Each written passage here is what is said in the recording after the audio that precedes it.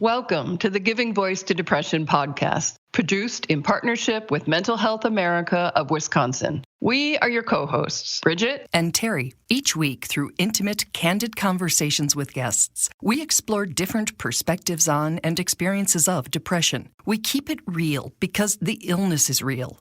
We keep it hopeful because there truly is hope in spite of what depression tells you. We are not experts or therapists. We're sisters and best friends who live with depression and have interviewed hundreds of others who do as well. By sharing stories of lived experiences, we expose depression for the lying bully it is.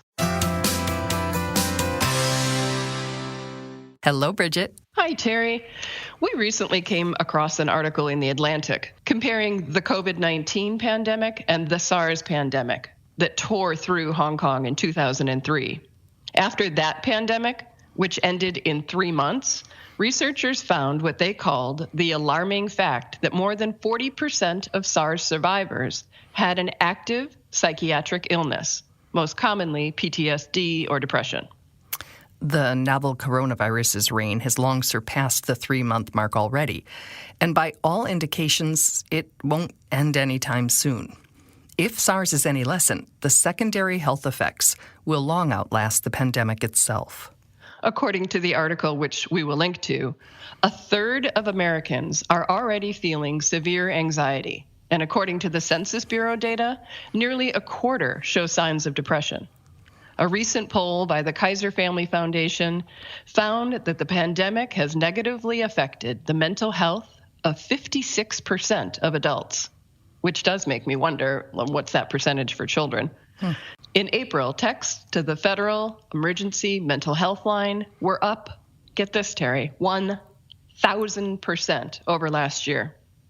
The situation is particularly dire for certain vulnerable groups, such as healthcare workers, COVID-19 patients with severe cases, and people who have lost loved ones. They face a significant risk of post-traumatic stress disorder. Our focus today is healthcare workers, and our peek behind the scenes comes courtesy of our guest, Christy, who has worked in 2 Wisconsin hospitals during the pandemic as a chaplain, spiritual care specialist, and mindfulness instructor. Christy is no stranger to trauma in her life and in her work. Like the article, she says, this is different.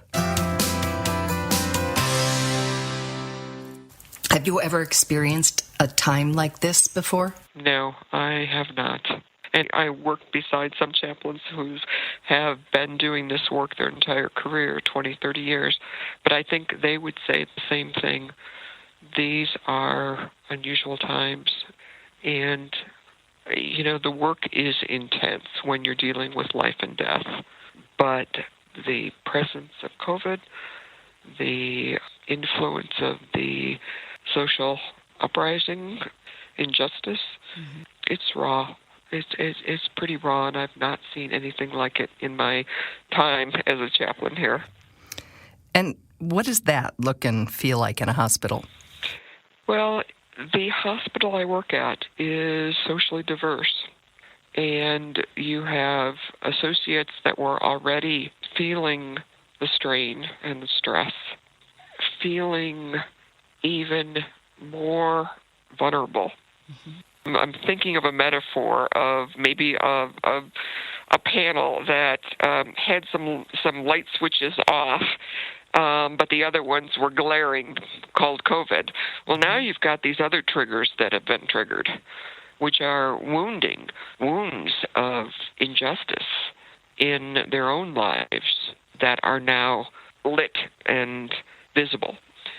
And I have seen unspoken emotional overwhelm, emotional inflammation that has been just taking an already challenging situation and making it even more so.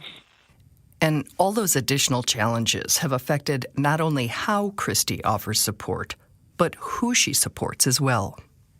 What I would say pre-COVID, 80% of that support was given to the patients and the families, and about 20% to the associates, the nurses, and through my mindfulness instruction, the doctors as well. But with the onset of COVID, I would say, boy, the ratios have shifted to maybe 50-50 of attention to the patients who suddenly find themselves in isolation, find themselves in a position of being up close with mortality, their own mortality. So we have that dynamic. We have the dynamic of the family who up to the place of being at bedside when a patient is dying, when a loved one is dying. They're not allowed in the hospital room. So to deal with that reality and all that it entails is profound and intense. Profound, intense experiences that take a heavy toll on the hospital staff as well.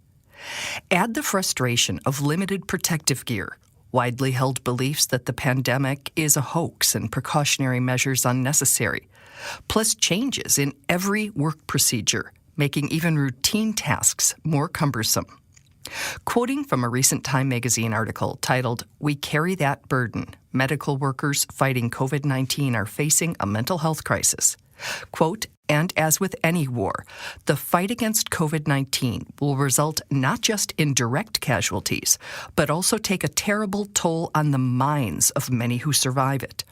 It will be years before the mental health toll of the COVID-19 pandemic is fully understood, but some early data already paints a bleak picture."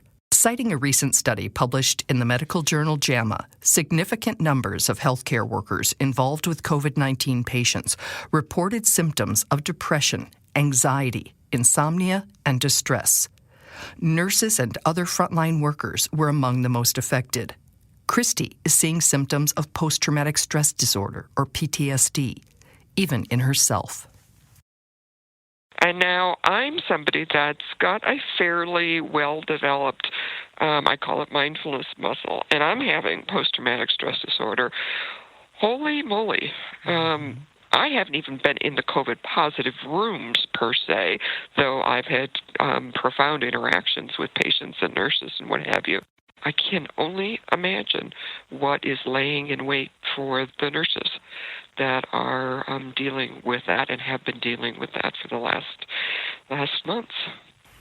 What are you anticipating? I mean, obviously, this is the Giving Voice to Depression podcast, but with PTSD, are you expecting a mental health crisis among them? What are you thinking? Are you sort of seeing rumblings or just maybe based on your own reaction? Well, I don't want to go so far as saying crisis, but I want to acknowledge the potential. I think from my own life journey and my influence in healing with this journey we're all on is that given that there's potential for post-traumatic stress disorder, there's also potential for post-traumatic growth. I don't have a fatalistic, oh my God, we're, going down the tubes here, right. Crisis mentality. I think we need to be mindful of the fact that there's been loss, profound loss. There's been grief. There's been sustained anxiety. And I think we need to be mindful of the healing that will be required. But I also believe that there are elements of solidarity and recognition and affirmation that we can build on that hopefully will enable moving forward in a more evolved way as an organization here in healthcare. And the grief, as I understand it, is in addition to the profound grief of losing life or losing a loved one, everybody has some level of grief from the loss of normalcy, if nothing else. Exactly. I mean, I was talking to one of the leaders, the executives here, and we were talking about social distancing and obviously the necessity for social distancing. And And we were jokingly saying, and for all the introverts of the world, the social distancing has an upside. But for those of us that are used to being huggers, that are used to connection, it's been kryptonite. It's been so difficult. When Christy talks about touch, hugs, and connection, she means far more than the social greeting context. She shared a heartbreaking story of being called to a patient's room to offer spiritual support after a devastating non-COVID loss. When no words suffice and pandemic protocols are in place, Christy says her ability to help feels limited. My expression of my work is my presence and my connection to what's happening in that situation. And it was the first time that I was called into the intensity of that kind of situation with my mask on, with social distancing, and suddenly I felt like the violinist who had their hands cut off. I mean, it's like, I had to manage that space differently, and it was painful for me. I mean, those things are horrific and difficult, but that's the work that we choose to be in and we are called to. And with this environment that we are in, it took on a different feel. And loss for me was loss of connection in the intimate space that I do my most profound work.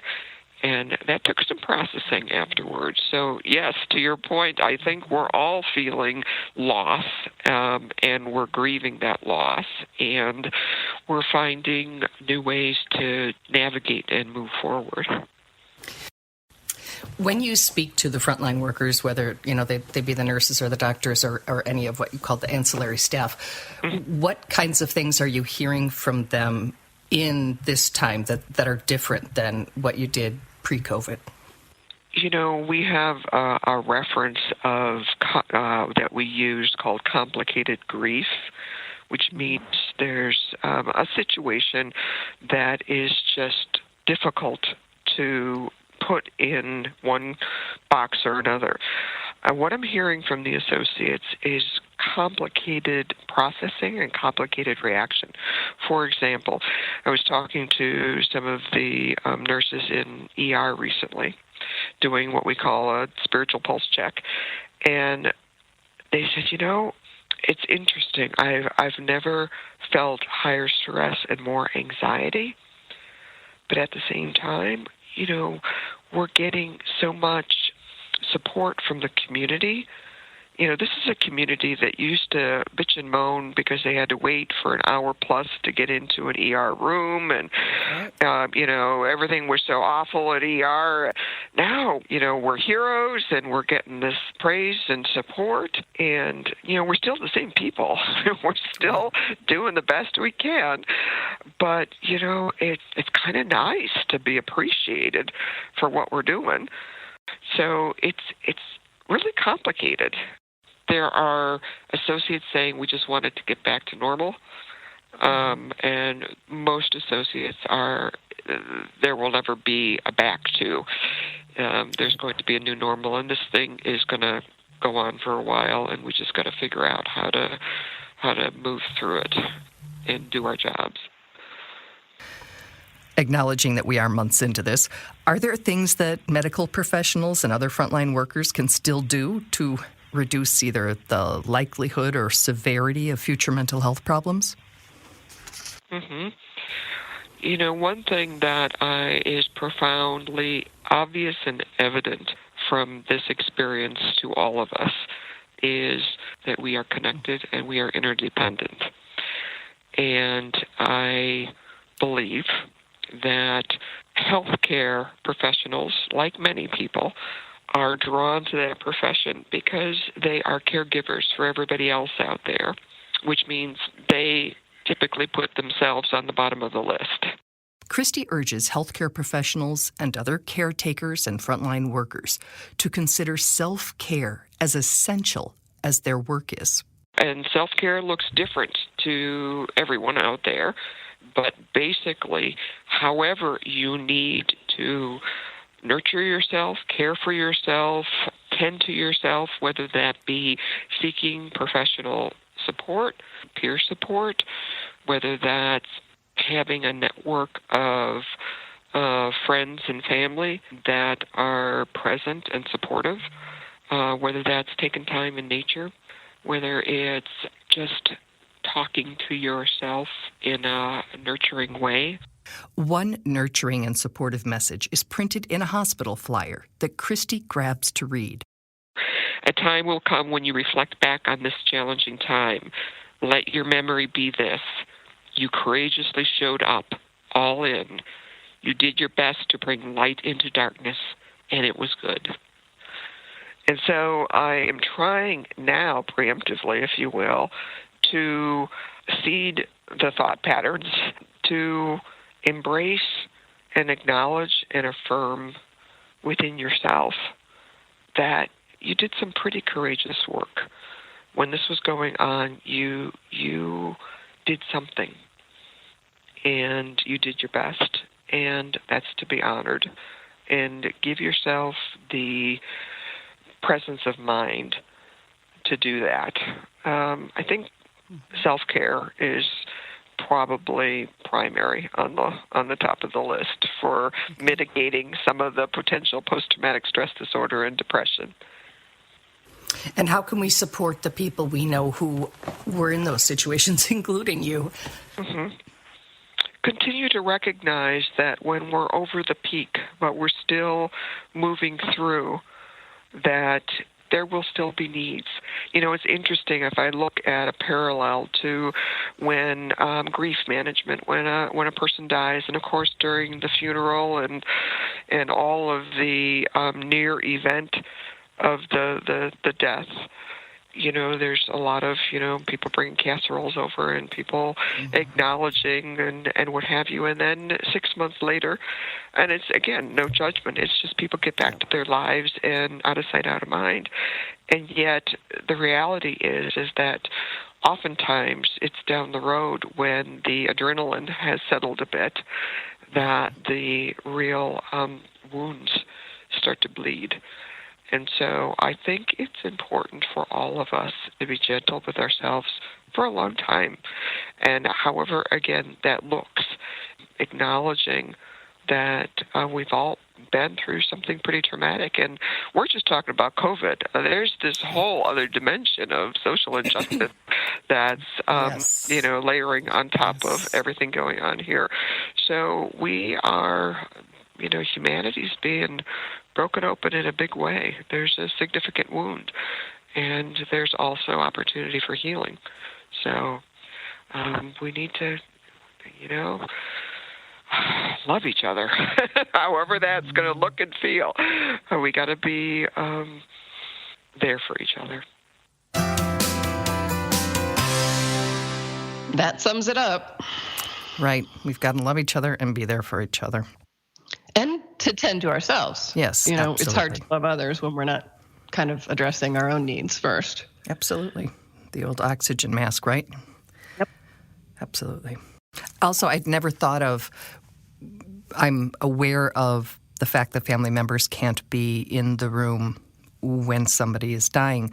And I've always thought of that from the perspective of the family and the patient. It never occurred to me that I'm going to call it a burden. I don't know that I would ever use that word if I was talking about the family, but that burden then falls onto the medical professionals. And, in addition to everything else they're dealing with, they're now being that person for the dying patient. And I don't know why I hadn't thought of it, but it just really at that Time magazine article, it was literally what it was called. I think we assume that burden too or something, and I just thought, oh wow, so it's a lot. Yeah, new definition of frontline. Absolutely. Next week, we will begin a 2-part episode with Michelle Yang talking about her experience living with bipolar disorder, how stigma caused her to hide it for decades, and how speaking out and getting the medical and social support that she needed has enabled her to build the life that she and all of us deserve. Yay. Yes, I look forward to hearing Michelle's story and sharing that with you all. Thank you again, Christy, for the essential reminder to love each other and to tend to ourselves in this time of chaos and so much loss. Indeed. Thank you, Christy, and thank you, Bridget. Oh, and I also have to mention, Christy said to talk to ourselves in a nurturing way, which I always try to find a golden nugget in the podcast. And for me, that's the one for this one. That's huge. If we can begin to practice and grapple with the practice of speaking to ourselves in a nurturing way, then it's sort of a beginning of a different game. And now that you mention that, we will link to the episodes we recently did on self-compassion and that very messaging. Great. I love you, Terry. Love you too, Bridget Boo. We truly hope that our podcast brings a little more understanding, helps you better articulate your experience of depression, or better understand how to support someone else's. We invite you to join us for daily posts on the Giving Voice to Depression Facebook page and on Twitter and Instagram at Voice Depression. It is a comfort to be among fellow travelers on depression's dark road. And remember, if you're struggling, speak up. If someone else is, listen up.